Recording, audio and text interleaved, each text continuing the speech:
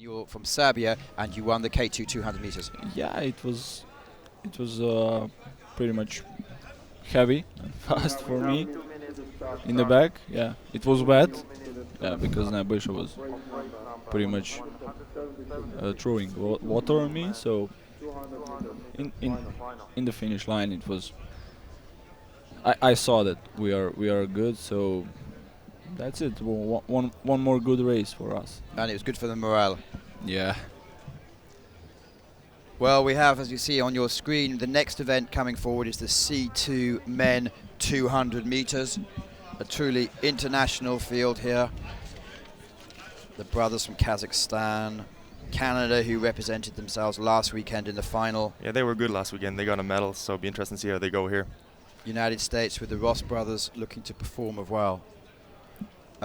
Marco, I think you have to go. You said you need to do some training, some warm-up. Yep, we have a race in K4, yeah, 200.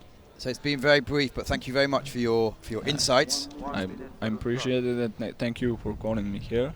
It was really nice experience, first experience here.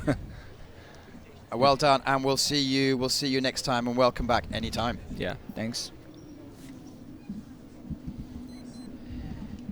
Well, Barry, it's just you and I now. We're going to carry you through for the next hour or so, watching the athletes line up in the C2 200 meters, expecting to go under 40 seconds. Yeah, it's going to be fast and furious from the start. I think it's all about the lunge at the finish and the start as well. So hopefully the Canadians can be in the mix. I'm going to go with 4 Belarus probably for the medals. Belarus, Canada, and Ukraine. But it'll be interesting. It's always going to be close in the 200. Well, let's call it. See how they work out over the next few minutes. On the line. So Mexico, Italy, Kazakhstan, Belarus, Canada, Ukraine, Ecuador, and the USA. Bottom of your picture, it's the Ross brothers who we had in the studio last Saturday. Well, they're off. Who's the first to show? Looks like Canada got off to a good start, along with Belarus and Ukraine, as I said earlier. Well, lane number 7, Ukraine, absolutely flying here. Close-up picture of the Canadians who actually did well last week. This is Max Poulin and Aaron Ruble. Such good athletes, so fast. Well, running into the business part of the course, halfway through, and looks there's like 2 boats really in close. I think it's all going to come down to the lunge here. And also Italy is in the mix as well. Belarus, Canada. Oh, this is close. With Ukraine coming back. Again, a really close level. That was so close. I think Belarus took that and Canada maybe second. I think Canada maybe misjudged their lunge to the finish.